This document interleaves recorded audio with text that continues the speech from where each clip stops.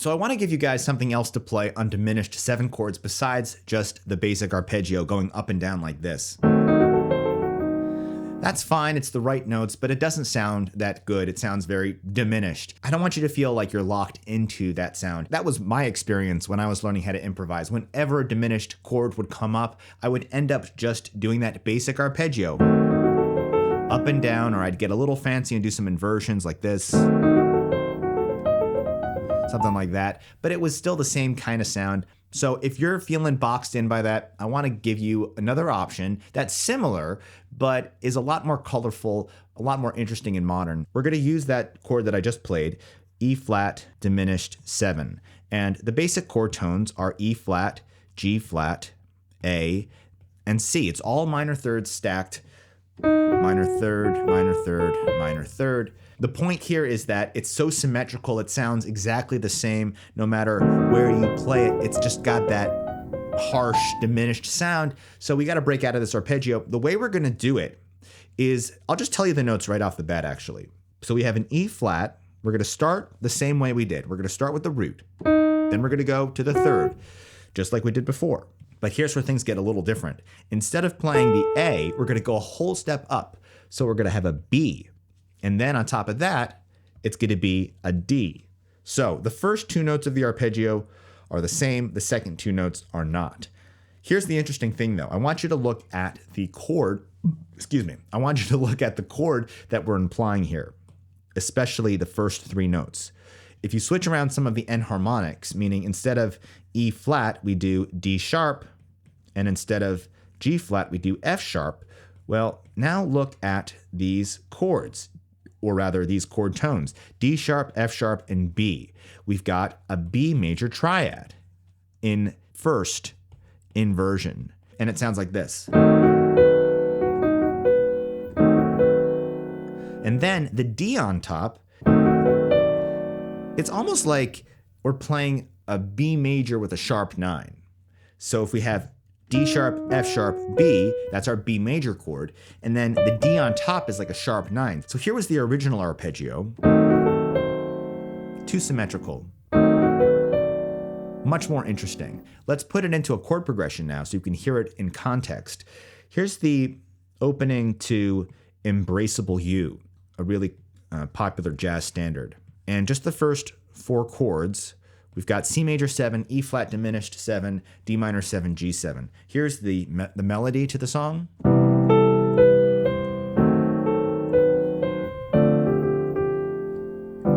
All right, so C major 7, E flat diminished 7, D minor 7, G7. All right, so we'll play something like this on the C major 7. It's just an arpeggio. It's kind of like a C major 9, actually. 7, 9, 7, 9, 7, 5, 3. And then when we get to the E flat diminished 7, we're going to go up that arpeggio that I showed you. The B major triad, and then kind of like that sharp 9 on top.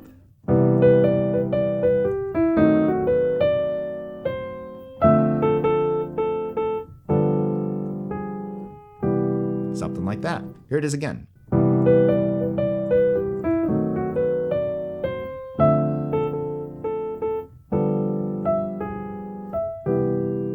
And you don't actually have to play the D on top. It's fine to just play that B major arpeggio.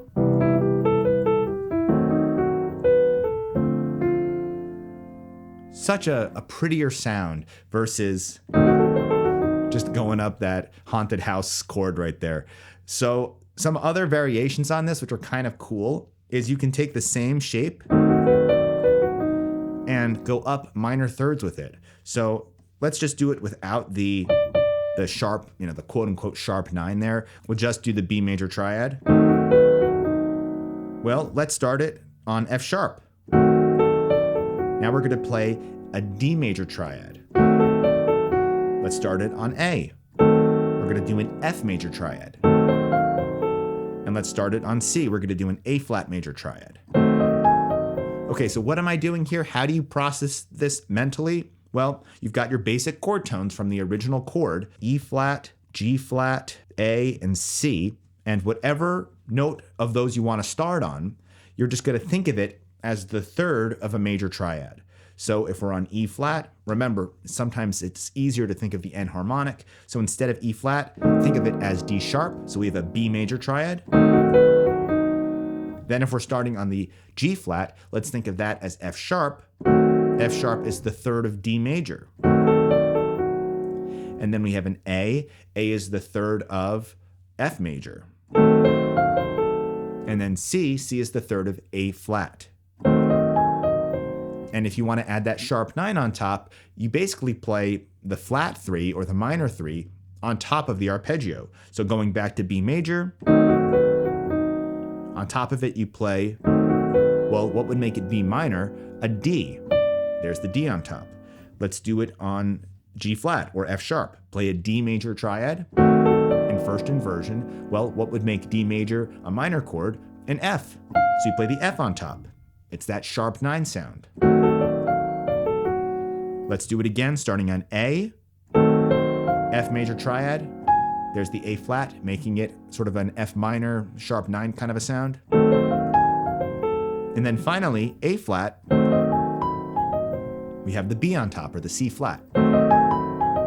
I'll give you some more examples in just a second, but first I want to mention that my spring sale is going on right now. If you use the code SPRING30 on my website, you can save 30% on all of my courses and lick packs and chord packs. Everything is on sale, including the bundles, so it's a really great opportunity to save some money and invest in your music education and get your soloing or your chord playing to the next level so you can start playing the music you've always wanted to play. All right, so let's stick with our chord progression here. Let's stick with the Embraceable You progression as our example. And instead of doing the B major triad, let's do D major triad. So we're building off of F sharp, which is also known as G flat. I'll work out a line here, first on the C major 7.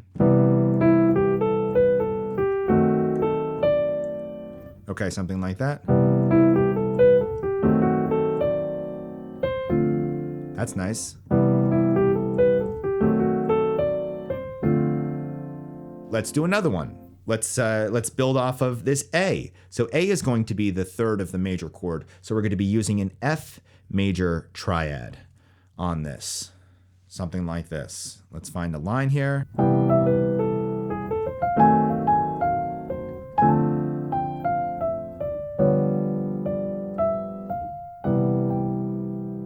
Okay, so that time I actually put the sharp 9 at the beginning of the arpeggio as well. I played this figure.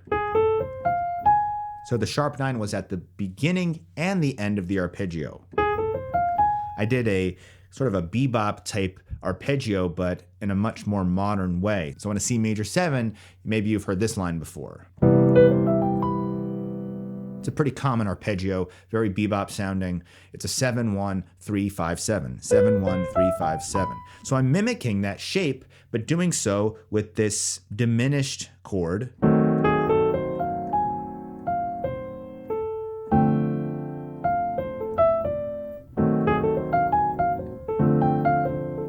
Very modern sounding, but very, very hip. So that whole thing was something like this. I don't remember exactly what I played, but it was something like this.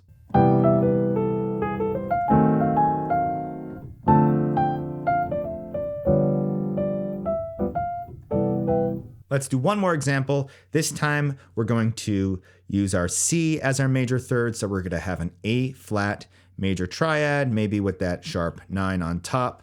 And we'll do something like this.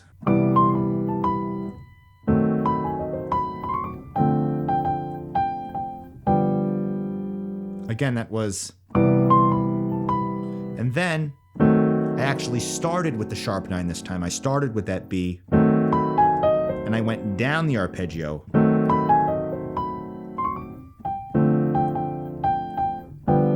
Again, the whole point of this is to come up with something that sounds more melodic across the chord changes rather than just playing notes that align with each individual chord. That's a very vertical way of improvising, and although you might be playing the right notes, that doesn't mean you're playing melodically, and that's really what counts. You want to be actually prioritizing the horizontal part of your solo rather than just getting obsessed with the music theory of it and focusing only on the vertical. And if you want to learn more about my approach to soloing, definitely check out my courses and my lick packs. There's so much good stuff in there that will help you become a better improviser right away. But that'll do it for now. So thank you guys for watching, and I'll see you in the next one. Bye-bye.